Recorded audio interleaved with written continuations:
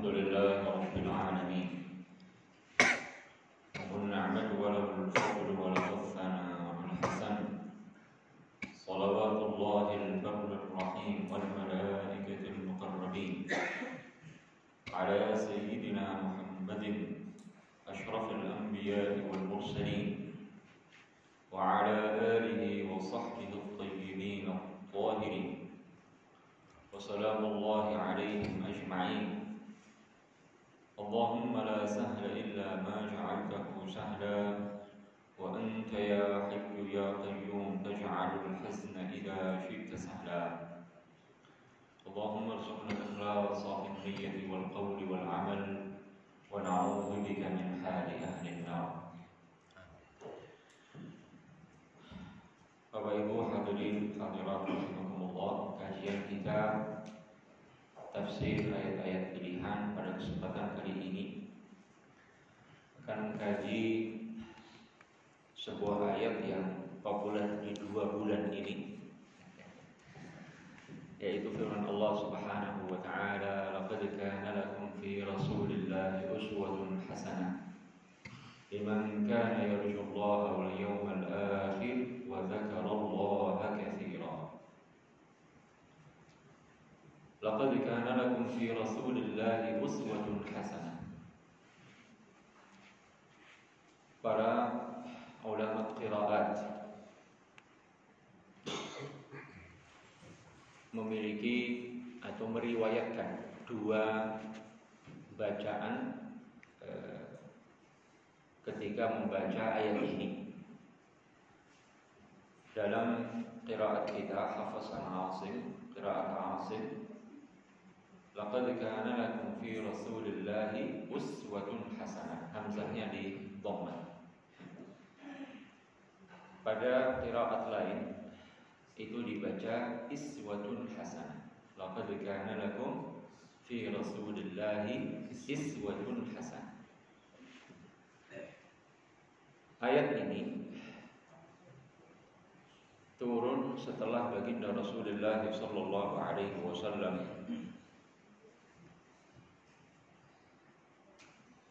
saat berperang dengan orang-orang kafir, saat berjuang menyebarkan dan membela agama Allah, agama Islam, di salah satu peperangan. Saat itu Nabi Shallallahu Alaihi Wasallam mukanya terluka dan salah satu giginya pecah kena senjata orang kafir. Selain itu, dalam perjuangan beliau sebelum itu juga sering disakiti, diganggu, diintimidasi, bahkan dicoba untuk dibunuh oleh orang-orang kafir Quraisy. Maka Allah Ta'ala menegaskan kepada orang-orang yang beriman, laqad kana lakum fi rasulillahi uswatun hasanah. Telah ada bagi kalian pada diri Rasulullah sallallahu alaihi wasallam uswatun hasanah, qudwatun salihah, teladan yang baik. Dalam hal apa? Membela agama Allah. Dalam hal apa? Memperjuangkan agama Allah Subhanahu wa taala meski berbagai rintangan, berbagai perilaku yang tidak sepatutnya diterima oleh baginda Rasulullah sallallahu alaihi wasallam dari mereka yang Rasulullah inginkan agar memperoleh kebaikan dari Allah Subhanahu wa taala. Kita tahu baginda Rasulullah sallallahu alaihi wasallam saat mendakwai orang-orang kafir tidak menginginkan balasan apapun. Rasulullah tidak mengajak mereka kecuali kepada iman dan kebaikan. Rasulullah tidak meminta balasan apapun dari mereka. Namun perilaku mereka yang terjadi adalah mendustakan Rasulullah Muhammad, kemudian mencaci maki Rasulullah Muhammad, kemudian melakukan berbagai perbuatan yang tidak terpuji, menyakiti, mengganggu baginda Nabi Muhammad SAW. Namun demikian, baginda Rasulullah tetap bersabar. Baginda Rasulullah tetap konsisten berada di jalan dakwah. Beliau tidak pernah berhenti mendakwai mereka siang malam, ya, perorangan, perkumpulan kepada orang-orang yang terhormat di strata sosial kehidupan mereka. Bahkan beliau juga mendakwai para budak, Beliau mendakwai penduduk setempat, juga mendakwai orang-orang yang datang ke Jazirah Arab, ke Makkah saat itu di musim-musim haji dan di luar musim haji. Ya, maka teladan yang diberikan oleh Nabi SAW ini hendaknya diikuti oleh orang yang beriman kepada Allah, meyakini adanya hari akhir dan selalu mengingat Allah Subhanahu wa taala. Artinya, wahai orang-orang yang beriman, lakukanlah apa yang dilakukan oleh Nabi. Ikutilah teladan yang diberikan oleh Nabi SAW dalam konteks ayat ini, ya. Melihat sebab turunnya ayat ini berkaitan dengan konsistensi dalam berjuang, kesabaran dalam membela agama Allah dan memperjuangkan agama Allah Subhanahu wa taala meski berbagai rintangan, meski berbagai halangan, meski berbagai hambatan dihadapi oleh baginda Rasulullah SAW. Hendaklah kita meneladani hal ini. Namun lafaz atau redaksi ayat ini umum, jadi mencakup aspek keteladanan baginda Rasulullah SAW dalam segala hal, dalam segala bidang, dalam segala lini dan aspek kehidupan. Suatu ketika ada orang Yahudi menghadap kepada Abu Bakar radhiyallahu taala anhu. Orang Yahudi ini berkata kepada Abu Bakar, "Ya Abu Bakar, sifli Rasulullah." Wahai Abu Bakar, jelaskan kepadaku kepribadian Muhammad. Sifli Muhammadan. Wahai Abu Bakar, jelaskan kepadaku kepribadian Muhammad. Abu Bakar berkata, "Idhab ila Umar." Pergilah kamu kepada Umar, tanya kepadanya hal itu. Maka orang Yahudi ini bergegas menuju kepada Umar dan berkata kepadanya, "Ya Umar, sifli Muhammadan." Umar, jelaskan kepadaku tentang kepribadian Muhammad. Umar berkata, "Idhab ila Ali." Pergilah kamu kepada Ali, sampaikan permintaan kamu itu. Maka orang Yahudi ini langsung mendatangi Ali dan berkata kepadanya, "Ya Ali, sifli Muhammadan." Wahai Ali, jelaskan kepadaku tentang kepribadian Muhammad. Subhanallah, apa jawaban yang diberikan oleh Ali bin Abi Thalib? Ali bin Abi Thalib adalah a'lamu ashabi Rasulullah. Ali bin Abi Thalib adalah sahabat yang paling luas ilmunya, paling alim. Meskipun bukan paling mulia, karena sahabat paling mulia Abu Bakar, menyusul Umar, menyusul Uthman, menyusul Ali. Tapi beliau adalah sahabat yang Allah berikan keluasan ilmu. Paling luas ilmunya, paling alim di antara para sahabat adalah Sayyiduna Ali bin Abi Thalib. Kita semua pernah mendengar hadis Nabi sallallahu alaihi wasallam, "Ana Madinatul Ilmi wa Aliyun babuha." Saya adalah kota ilmu, Ali adalah pintu kota ilmu ini. Faman arada al-ilma falyati min babiha. Maka barang siapa menginginkan ilmu, maka hendaklah mendatangi kota ilmu dari pintunya, yaitu Ali bin Abi Thalib. Ini hadis yang hasan, bukan hadis palsu sebagaimana disampaikan oleh orang-orang yang anti Ali. Sayyidina Ali bin Abi Thalib saat ditanya pertanyaan itu, subhanallah, jawabannya luar biasa. Apa kata beliau? Kata beliau, "Sifri mata'ad dunya, sifri maladzatid dunya."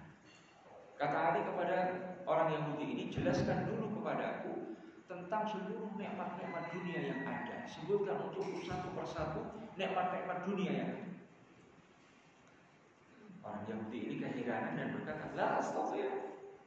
Saya tidak bisa nyebutin kenikmatan dunia satu persatu. Begitu banyak kenikmatan dunia ini, mana mungkin saya bisa menjelaskan satu persatu kenikmatan dunia ini." Maka Ali berkata kepadanya, "Jika engkau tidak bisa menyebutkan nikmat-nikmat dunia satu persatu, padahal seluruh nikmat dunia ini disebutkan dalam Al-Quran, qul mata'ud dunya qalil." Katakanlah bahwa seluruh nikmat-nikmat dunia ini hakikatnya adalah qalil, sedikit. Yang sedikit saja kamu tidak bisa menjelaskan. Bagaimana aku akan menjelaskan kepadaku kepribadian dan akhlak Muhammad yang Allah sebut dalam Al-Quran, wa innaka la'ala khuluqin 'azim. Sungguh engkau Muhammad betul-betul memiliki akhlak yang agung. Saat Allah Ta'ala menjelaskan tentang kenikmatan dunia, Allah tegaskan, qul mata'ud dunya qalil. Katakanlah bahwa seluruh kenikmatan duniawi itu tidak berharga, sedikit. Sementara saat menjelaskan tentang akhlak Nabi, Allah Ta'ala nyatakan, wa innaka la'ala khuluqin 'azim. Sungguh engkau Muhammad betul-betul memiliki akhlak yang agung. Dunia dan seluruh nikmat-nikmat di dunia qalil, sementara akhlak Nabi sallallahu alaihi wasallam 'azim, agung dengan nas Al-Quran. Sayyidina Ali hendak menjelaskan kepada orang Yahudi ini bahwa Sayyidina Muhammad sallallahu alaihi wasallam, akhlak beliau, perangai beliau, sepak terjang beliau, akhlak beliau adalah sesuatu yang agung dibanding dengan dunia yang Allah tegaskan semua kenikmatan dunia itu qalil. Perbandingan yang luar biasa. Artinya sangat tidak apple to apple untuk membandingkan antara seluruh kenikmatan dunia dengan akhlak baginda Rasulullah sallallahu alaihi wasallam. Mendengar ini, apa yang terjadi? Orang Yahudi ini terharu. Saat itu juga dia masuk Islam, mengucapkan asyhadu an la ilaha illallah wa asyhadu anna Muhammadar Rasulullah. Artinya ini makhluk Muhammad betul-betul makhluk yang Allah muliakan. Apa makna wa innaka la'ala khuluqin 'azim? Sesungguhnya engkau Muhammad betul-betul memiliki akhlak yang agung. Artinya Nabi Muhammad adalah lautan keteladanan. Nabi Muhammad adalah samudra keteladanan. Saat Ummul Mukminin Aisyah ditanya oleh baginda Rasulullah oleh para sahabat tentang akhlak baginda Rasulullah, apa jawab Aisyah? Kana khuluquhul Quran. Akhlak Nabi adalah Al-Quran. Artinya setiap akhlak mulia yang disebutkan dalam Al-Quran itu ada pada diri baginda Nabi besar Muhammad sallallahu alaihi wasallam. Siapapun kita, apapun profesi kita, teladan kita adalah baginda Rasulullah sallallahu alaihi wasallam. Anda seorang pemimpin, teladan Anda adalah Muhammad Rasulullah. Anda seorang dai, teladan paripurna Anda adalah baginda Rasulullah sallallahu alaihi wasallam. Anda seorang bapak, teladan terbaik seorang bapak dan kakek adalah baginda Rasulullah sallallahu alaihi wasallam. Anda seorang pemimpin rumah tangga, teladan Anda adalah Muhammad Rasulullah sallallahu alaihi wasallam. Anda seorang pedagang, teladan Anda adalah baginda Rasulullah sallallahu alaihi wasallam. Anda seorang guru, teladan paripurna Anda adalah Nabi sallallahu alaihi wasallam, dan demikian seterusnya. Ya, profesi atau kebaikan apapun, teladannya ada pada diri baginda Rasulullah sallallahu alaihi wasallam. Hadirin hadirat rahimakumullah. salah satu keteladanan baginda Rasulullah sallallahu alaihi wasallam bahwa suatu ketika Nabi sallallahu alaihi wasallam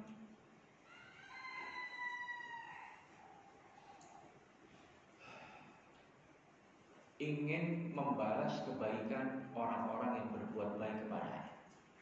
Dan ini berlaku sepanjang hidup Nabi sallallahu alaihi wasallam. Nabi sallallahu alaihi wasallam pernah bersabda, "Man shana'a ilaikum ma'rufan fakafi'uh." Orang yang berbuat kebaikan kepada kalian, maka balaslah kebaikan itu dengan kebaikan. Fa in lam tajidu ma tukafi'unahu, jika kalian tidak memiliki sesuatu untuk membalas kebaikan dia, fad'u lahu, maka doakanlah dia. Hatta tarau annakum qad kafa'tumuh, sampai kalian menduga, yakin bahwa kalian sudah membalas kebaikan orang ini. Karena itu Nabi Shallallahu Alaihi Wasallam selalu membalas kebaikan orang yang berbuat baik kepadanya, baik yang berbuat baik dalam waktu yang lama atau yang sesekali berbuat baik kepada beliau. Suatu ketika Nabi ingin membalas kebaikan Anas bin Malik, pelayan baginda Rasulullah Sallallahu Alaihi Wasallam. Maka beliau doakan Anas. Nabi berdoa, Allahumma tawwil umurahu wa akthir malahu wa waladahu. Ya Allah, panjangkan umur Anas bin Malik. Panjangkan umur Anas bin Malik. Jadikan dia orang yang kaya, banyakkan hartanya, dan banyakkan keturunannya. Subhanallah. Saat meninggal, sahabat Anas bin Malik berumur 100 tahun. Harta yang beliau miliki luar biasa banyak, padahal tadinya bukan orang kaya. Beliau diberikan oleh Allah Ta'ala anak 120 orang anak laki-laki. Masya Allah. Makanya hartanya banyak. Anak 120 orang. Udah satu kampung itu. Masya Allah. Subhanallah. Doa Rasulullah mustajab. Kenapa Rasulullah mendoakan Anas bin Malik sedemikian rupa? Karena Anas bin Malik ini melayani baginda Rasulullah selama 10 tahun. Selama 10 tahun Anas bin Malik melayani baginda Rasulullah sallallahu alaihi wasallam. Di kesempatan yang lain, salah seorang pelayan Nabi bernama Rabi'ah bin Ka'ab al-Aslami. Suatu hari Rasulullah bersabda kepadanya, "Salli, wahai Rabi'ah, mintalah kepadaku apa yang kamu mau." Ini Rasulullah bersabda kepada pelayan. Ini pelajaran bagi kita. Pernahkah kita bicara sama pembantu kita? Salli, minta sama apapun yang kamu minta. Pernah gak kita ngomong begitu sama pembantu kita? Tidak pernah. Rasulullah sallallahu alaihi wasallam bersabda kepada pembantunya, "Salli, mintalah kepada." Subhanallah. Rabi'ah bin Ka'ab al-Aslami, seorang sahabat yang melayani baginda Rasulullah. Sekian banyak permintaan yang diminta cuma satu. Apa yang beliau katakan? As'aluka murafaqataka fil jannah. Ya Rasul, saya minta bisa menemani Anda di surga. Apa makna permintaan ini, Pak?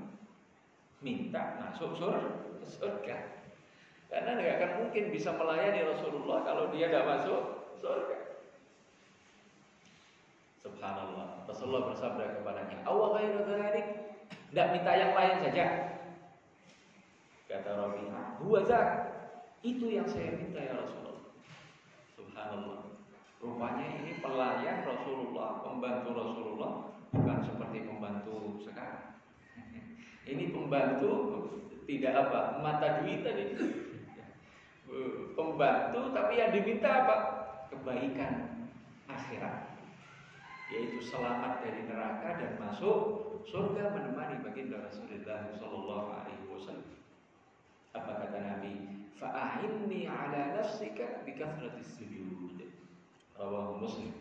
Jika itu yang kamu mau, maka bantulah aku untuk bisa memasukkanmu dengan surga, ke surga dengan kamu banyak sholat sunnah. Dengan kamu banyak sholat sunnah. Masya Allah, kita dari kecil sampai sekarang sudah berapa macam sholat sunnah yang kita tahu? Banyak sekali. Tahajud, witir, duha, tasbih, apa lagi?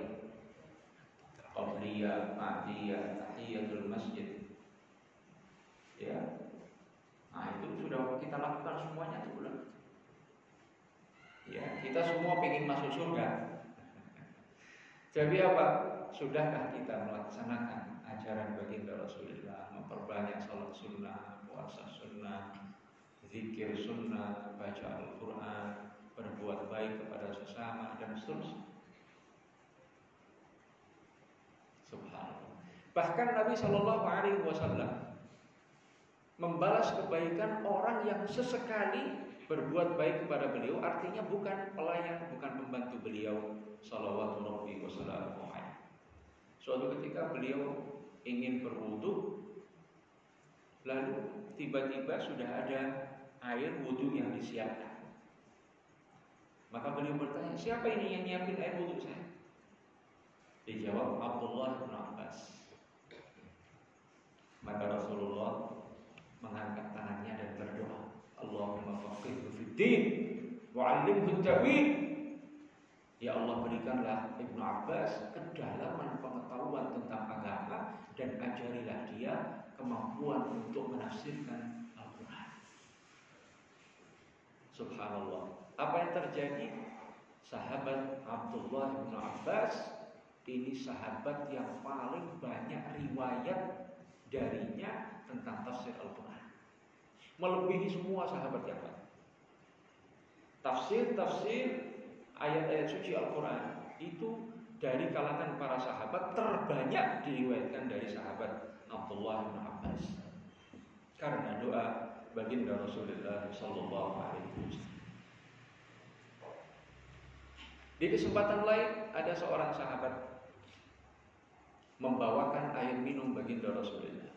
Kemudian saat menyuguhkan minum itu kepada Nabi, dia melihat di semacam gelasnya itu ada rambut satu helai. Maka dia ambil itu satu helai rambut itu, lalu dibuang. Apa kata Nabi? Allahumma jammilhu. Didoakan oleh Nabi, ya Allah, tampankan dia. Subhanallah. Apa yang terjadi? Sahabat Amr bin As-Tabiq Al-Ansari, itu nama beliau, saat meninggal berusia 90 tahun, tidak ada satupun rambut yang beruban.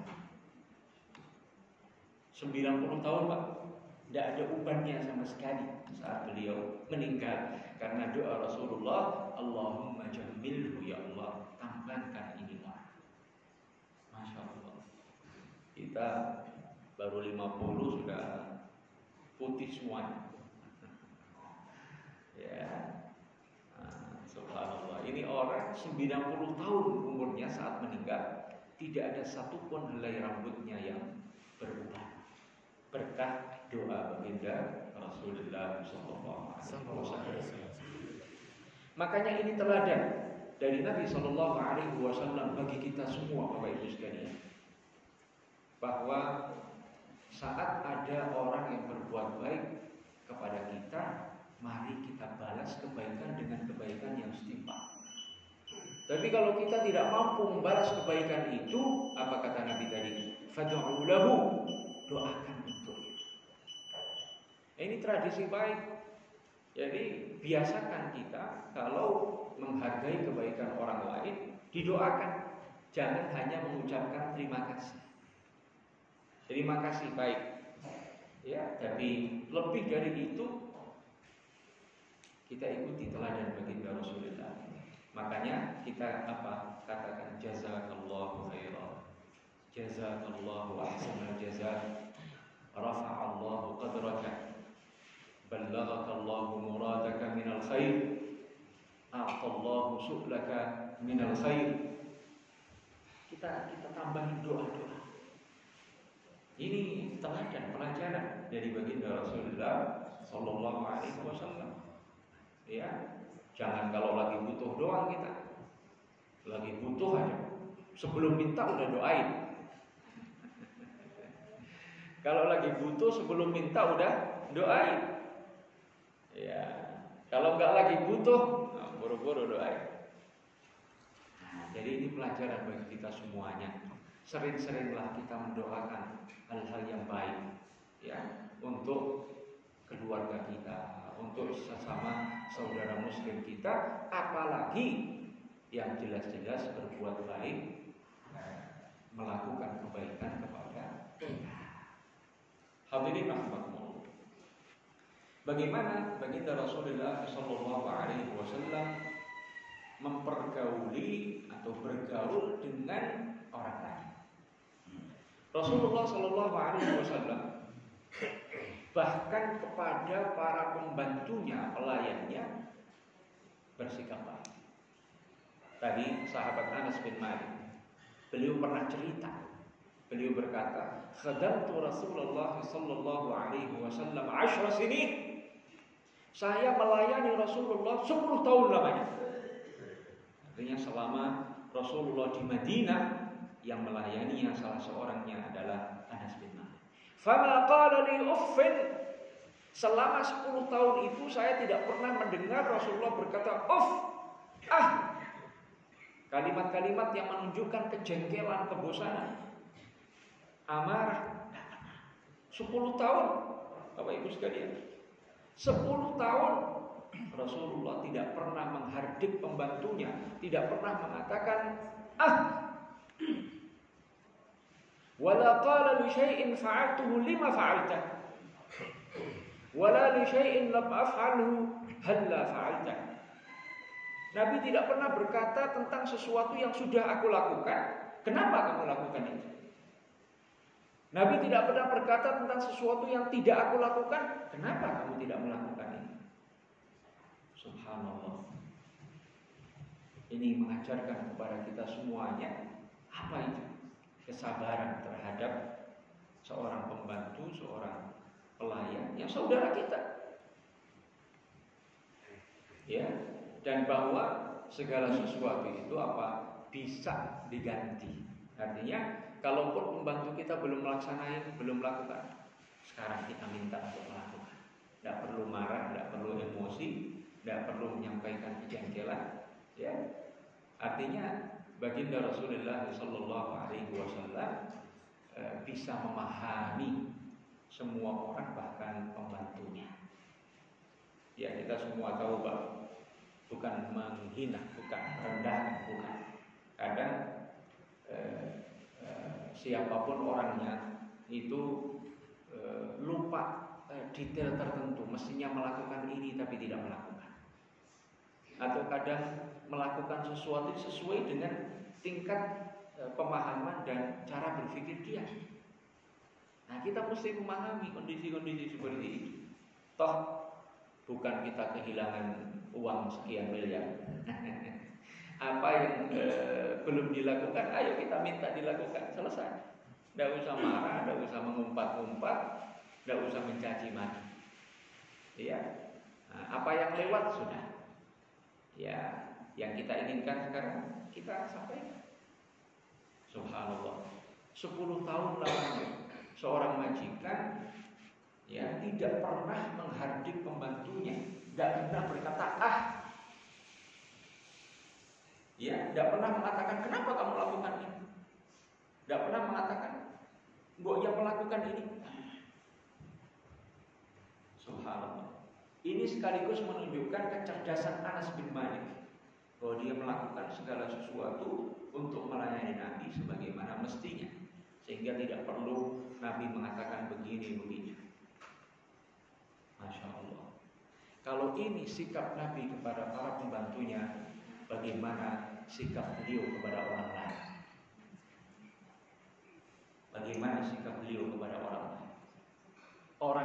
paling dekat kepada beliau, istri-istri beliau. Ya, Ummul Mukminin Aisyah ditanya, "Mada kana yaf'alu Rasulullah sallallahu alaihi wasallam fi baitihi?" Para sahabat bertanya, Rasulullah itu yang dilakukan di rumahnya apa? Jawab Aisyah, "Kana yakunu fi mihnati ahli." Rasulullah kalau di rumah yang bantu urusan rumah. Apa yang dilakukan oleh istri beliau, beliau bantu. Ini bukan basa-basi, bukan mubalaghah, bukan berbohong untuk mencitrakan baik Rasulullah, tidak. Rasulullah kalau di rumah bantu istri-istri beliau. Istrinya lagi masak daging, Rasulullah yang motong-motong daging. Rasulullah yang motong-motong daging yang akan dimasak oleh istri-istri. Rasulullah memerah susu kambing dengan tangan beliau sendiri untuk kepentingan keluarga beliau. Rasulullah bahkan memperbaiki timba yang rusak. Bahkan seringkali yakhdumu nafsahu binafsihi, melayani keperluan beliau dengan diri beliau sendiri. Baju robek beliau jahit sendiri, sendal rusak beliau perbaiki sendiri, timba rusak beliau perbaiki. Masya Allah, Rasulullah afdalul makhluk yang paling Allah muliakan, tidak malu, tidak segan untuk membantu istri-istri beliau di rumah beliau. Bahkan seringkali melayani keperluan beliau dengan diri beliau. Makanya kita jangan malu, Pak, untuk ngomong anak, jangan malu. Ganti pampers anak, jangan malu. Ngantar belanja istri kita, jangan malu. Bawain belanja istri, jangan malu. Justru itu suami yang teladan. Kenapa? Melatih kita untuk melawan hawa nafsu kita. Umumnya suami itu, Bapak Ibu sekalian, sama istrinya kurang menghargai. Ya, Pak ya. Umumnya itu banyak di antara suami itu tidak menghargai istri. Ya, istri sudah capek ngurus rumah, ya, bangun paling awal, tidur paling akhir. Kebayang gak itu? Ya, bangun paling awal, tidur paling akhir.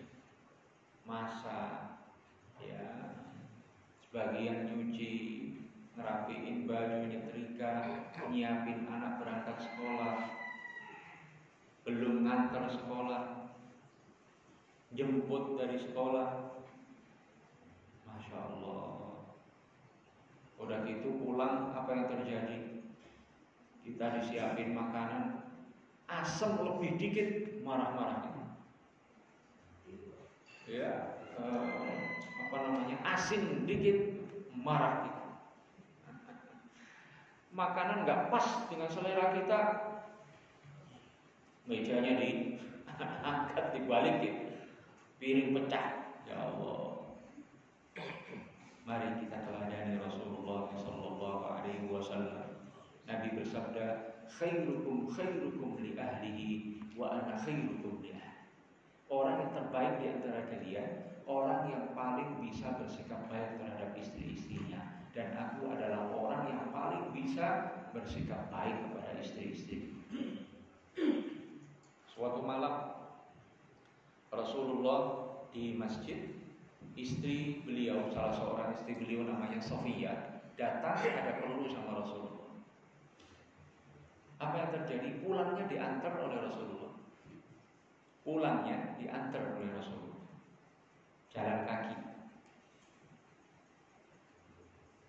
Pernah suatu ketika Rasulullah keliling ke semua rumah istri-istrinya. Ngapain? Hanya untuk ngucapin salam. Assalamualaikum ahlal baiti warahmatullahi wabarakatuh. Dijawab oleh istri beliau. Kemudian pergi ke rumah istri yang lain. Assalamualaikum ahlal baiti warahmatullahi wabarakatuh. Dijawab salamnya. Terus sampai keliling semua rumah istri-istrinya hanya untuk mengucapkan salam. Betapa senang hati ya seorang istri ya didatangi oleh Rasulullah, suami yang paling mereka idolakan, ya hanya untuk mengucapkan salam. Pengen ngimpi Rasulullah Pak? Rumah istri ada berapa?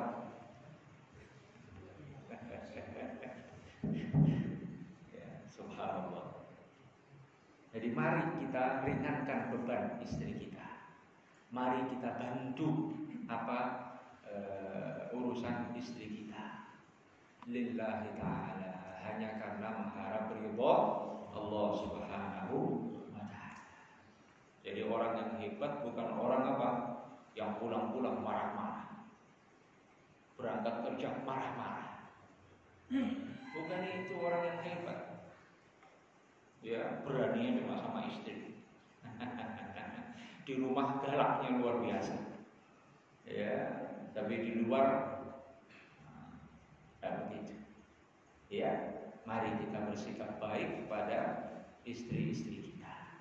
Ya, kalau terhadap pembantu kepada istri kita bersikap baik, maka kepada orang lain kita akan lebih bisa bersikap baik. Di saat yang sama, ya, sebagai seorang istri, ya, hendaknya juga menghargai seorang suami. Ini sebagian istri, ya, suami selama hidupnya selalu berbuat baik, sekali tidak berbuat baik, udah lupa semuanya. Udah lupa semuanya. Ya, tiap hari bawa rezeki lumayan, suatu hari pulang nggak bawa duit. Wah, apa katanya? Kerja nggak becus, cari duit nggak bisa. Masya Allah. Padahal ini orang suami lagi capek-capeknya nyanyi pulang rumah. Ya, subhanallah. Ada teladan yang diberikan oleh salah seorang istri sahabat Rasulullah Sallallahu Alaihi Wasallam. Beliau bernama Ummu Sulaim. Itu ibunda Anas bin Malik. Suatu ketika suami beliau Abu Talha lagi keluar rumah cari rezeki. Di hari-hari itu salah seorang anaknya masih bayi sakit berhari-hari sakit. Sampai suatu malam Abu Talha pulang ke rumah. Apa yang terjadi? Ummu Sulaim berhias, berdandan untuk suaminya, ya, semaksimal mungkin. Maka begitu sampai ke rumah ditanya, gimana anak kita, gimana si fulan? Ya, dijawab, alhamdulillah sudah lebih tenang, sudah lebih tenang. Habis itu apa? Makan segala macam, berhubungan suami istri. Setelah selesai semuanya, apa kata Ummu Sulaim? Wahai Abu Talha, jika orang nitip sesuatu, lalu pada waktunya titipan itu diambil, apa sikap orang yang dititipi barang itu? Kata beliau, ya dikembalikan, diberikan kepada yang menitipkan. Kata beliau kepada suaminya, fahtasib ibnak. Jika begitu, ikhlaskan kepergian anakmu yang sakit sudah meninggal. Oh, marah-marah. Kenapa nggak bilang kalau tadi anak saya? Terus, rupanya apa? Ini anak tadi meninggal, yang sakit itu meninggal. Lalu Ummu Sulaim berkata kepada semua orang, jangan ada seorang pun yang ngasih tahu Abu Talha kalau anaknya meninggal. Biar saya yang kasih tahu. Akhirnya anak itu ditutup dengan kain begitu, meninggal. Kemudian dia berhias, berdandan, siap untuk menyambut kedatangan suaminya. Sehingga suaminya tidak tahu tentang kematian anaknya kecuali setelah selesai semua tadi. Abu Talha marah, bawa Ummu Sulaim menghadap Rasulullah.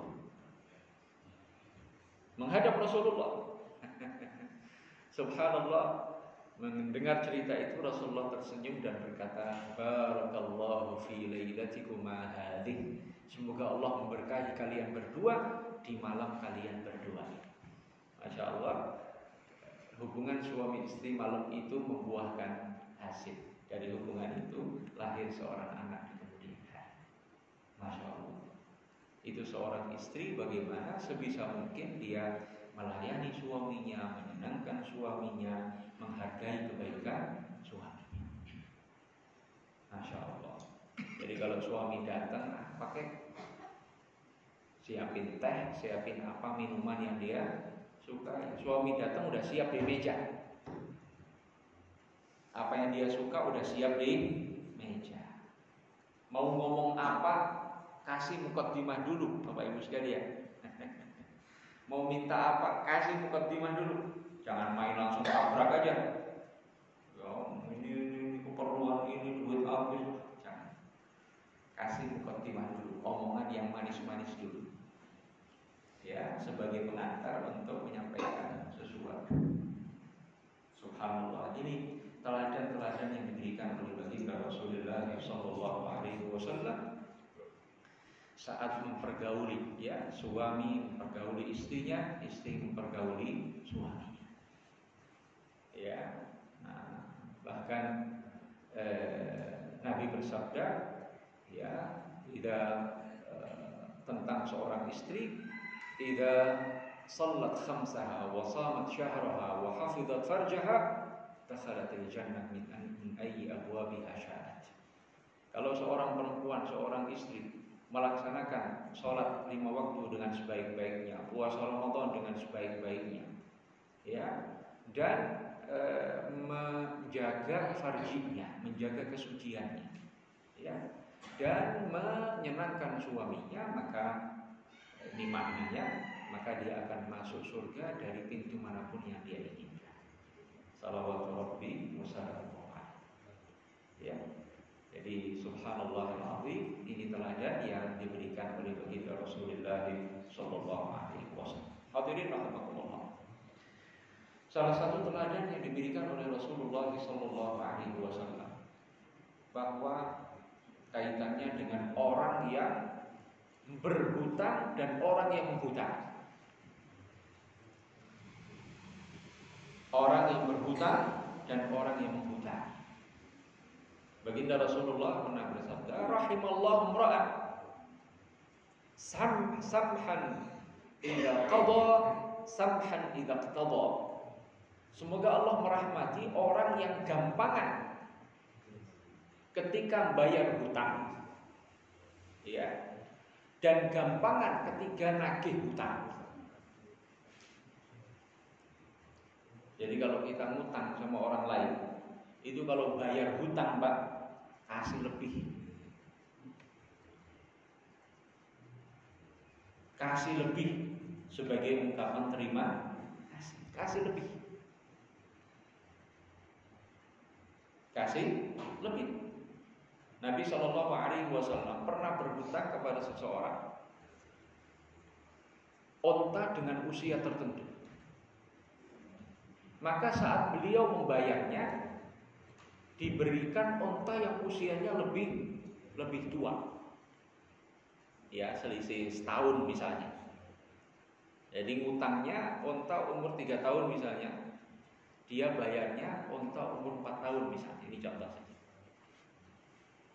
Ya, bahkan Nabi pernah menghutangi membayar hutang beliau kepada seorang Yahudi.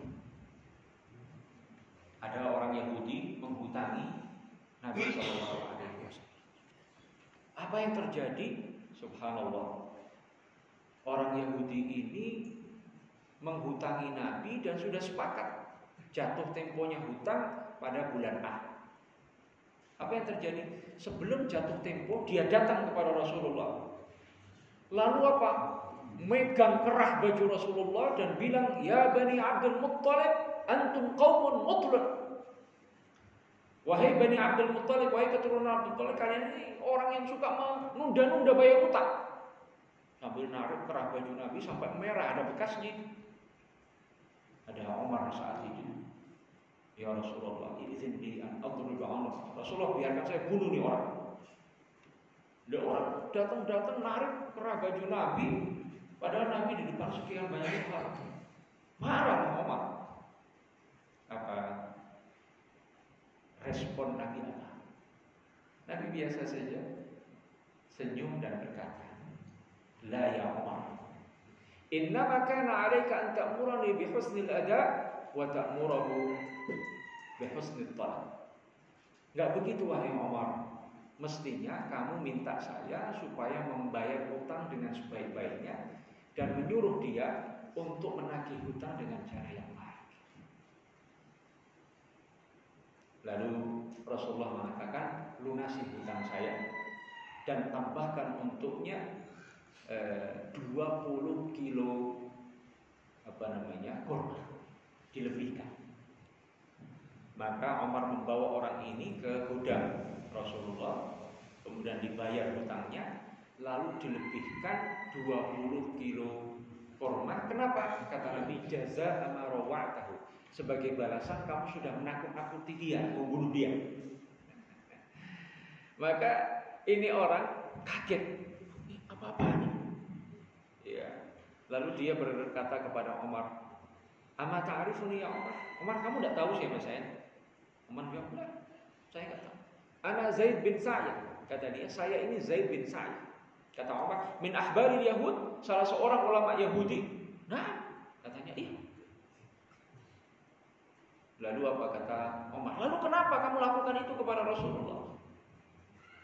Kata Zaid bin Sa'id, "Saya sudah melihat semua tanda-tanda kenabian ada pada Muhammad, kecuali 2 yang belum saya lihat. Pertama, la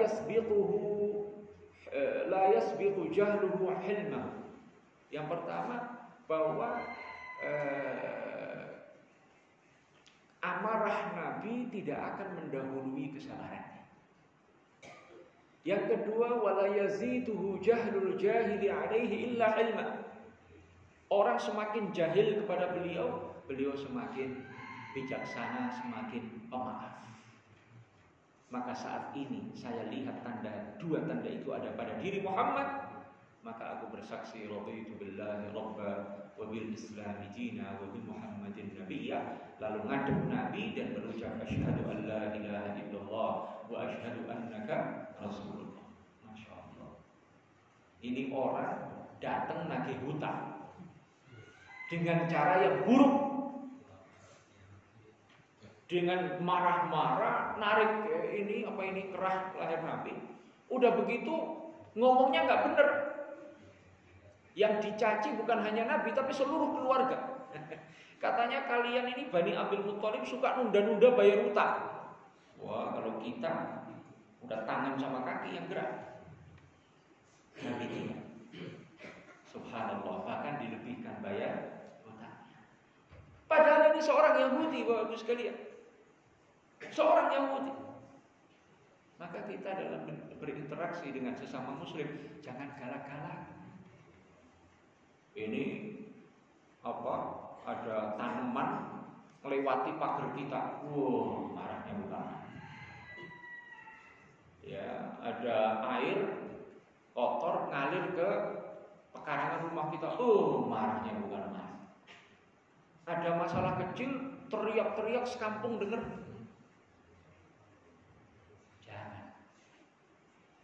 Jangan Bapak Ibu sekalian. Mari kita teladani baginda Rasulullah sallallahu alaihi wasallam. Bahkan akhlak beliau kepada non-muslim ini. Keindahan akhlak Nabi ini yang menjadi daya tarik sehingga orang Yahudi tadi masuk Islam. Rupanya dia ulama Yahudi. Dia sudah membaca tanda-tanda Nabi akhir zaman dalam kitab Taurat. Sudah dia lihat semua tanda-tanda kenabian, sisa 2 tadi yang belum dia lihat. Maka dia pengen jajalin itu, pengen nyoba bener gak ini. Jadi sengaja itu dia lakukan. Utang belum jatuh tempo, dia datang marah-marah, tagih dengan cara yang tidak baik. Tapi sikap Nabi apa? Subhanallah, disikapi dengan lemah lembut, utangnya dibayar, bahkan dilebihkan. Masya Allah. Ya, samhan idza qada, rahimallahu ra'an samhan idza qada. Semoga Allah merahmati orang yang kalau bayar hutang itu dengan cara yang baik, dilebihkan misalnya, disertai ucapan terima kasih misalnya, disertai doa jazakallahu khairan, terima kasih sudah menghutangi saya, semoga Allah membalas kebaikan Anda. Begitu. Samhan idza qada. Nabi juga apa? Mendoakan supaya orang apa? Kalau nagih hutang itu gampangan. Belum mampu bayar utang, ya udah jatuh tempo, belum mampu bayar, udah ntar kalau udah bisa. Ya, udah jatuh tempo lagi utangnya, belum bisa, ya udah ente separuh saja utang, separuhnya digugurin. Begitu. Ya. Nah, ini petunjuk Nabi Shallallahu Alaihi Wasallam. Memang kalau orang ya mau nagih hutang, yang berhutang ini kalau dainun hal, utang yang sudah jatuh temponya, maka kalau dia mau nagih ternyata orangnya betul-betul belum bisa bayar, ya, maka apa? Harus diberikan kelonggaran waktu. Wa in kana dzu usratin fanadhiratun ila maisarah. Kalau yang berhutang belum mampu bayar hutang, kasih ulur waktunya, kasih tambahan tempo untuk bayar hutang. Itu wajib Bapak Ibu sekalian. Itu perintah agama. Tidak boleh kemudian orang bayar hutang nggak bayar, ya, karena memang nggak mampu. Beda dengan orang yang nggak mau bayar hutang padahal sudah mampu, beda ini. Ini nggak mampu, kasih kelonggaran waktu. Bahkan nggak boleh kita pepet tiap hari kirim debt kolektor, jangan. Ya, saking ininya Jumatan nggak berani, keluar rumah nggak berani, karena di mata-matain terus. Karena ini orang memang belum mampu bayar. Ya. Bahkan kata Nabi apa tadi? Ya, man anzara mu'siran, dalam hadis lain Nabi bersabda, man anzara mu'siran, barang siapa ngasih kelonggaran waktu kepada orang yang tidak mampu bayar hutang, aw wada'a alaihi, atau aw wada'a minhu, atau dia kurangi hutangnya, adhallahu Allahu fi dhillihi yauma la dhilla illa dhilluh, maka nanti di padang mahsyar Allah akan naungi dia dengan bayangan arasy. Allah selamatkan dia dari panas terik matahari di padang mahsyar nanti. Saat nanti tidak ada bayangan apapun, tidak ada tempat berteduh apapun, rumah bangunan tidak ada, pohon tidak ada. Yang ada matahari yang mendekat ke kepala manusia, jaraknya 1 kilometer. Saat orang bercucuran keringat, orang yang ngasih tempo penundaan pembayaran hutang bagi orang yang tidak mampu bayar hutangnya atau mengurangi hutangnya, Allah akan naungi dengan bayangan arasy sehingga tidak terkena panas terik matahari yang jaraknya hanya sekitar 1 kilometer. Allah.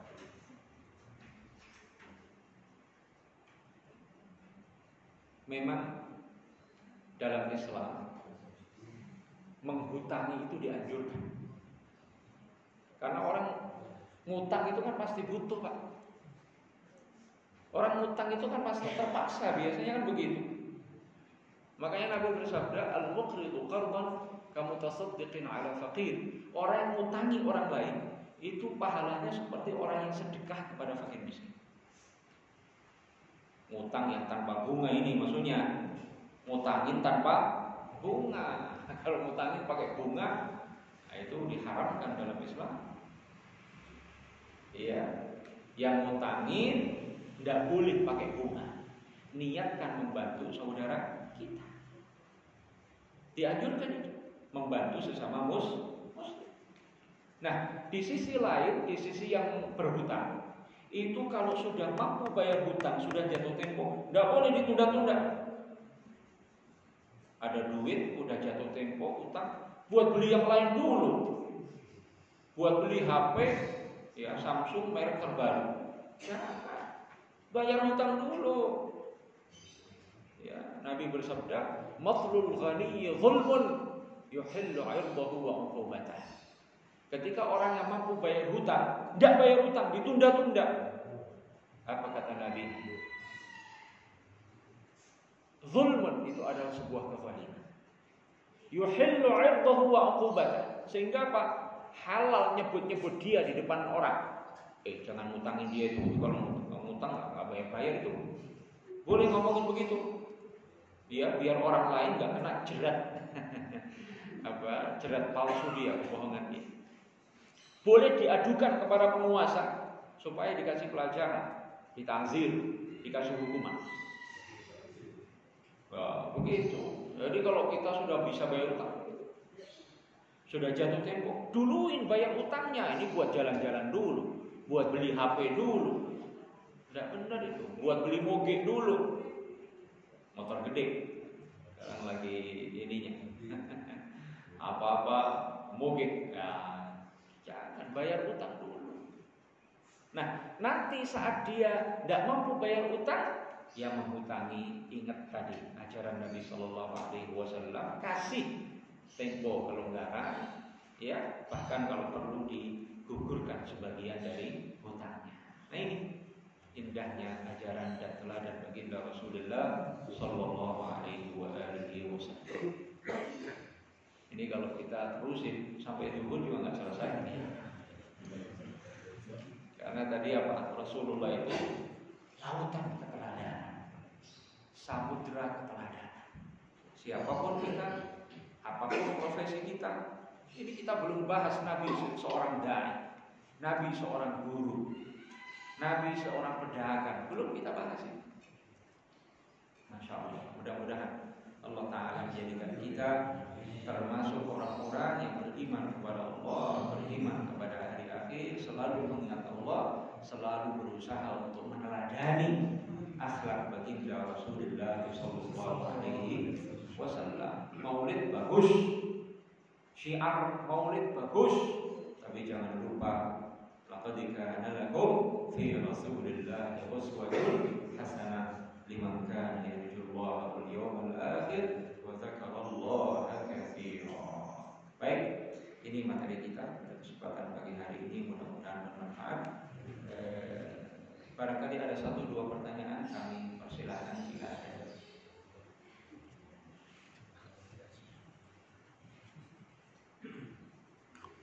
Baik, kita akhiri dengan doa kafaratul majelis. Subhanallah wa bihamdihi.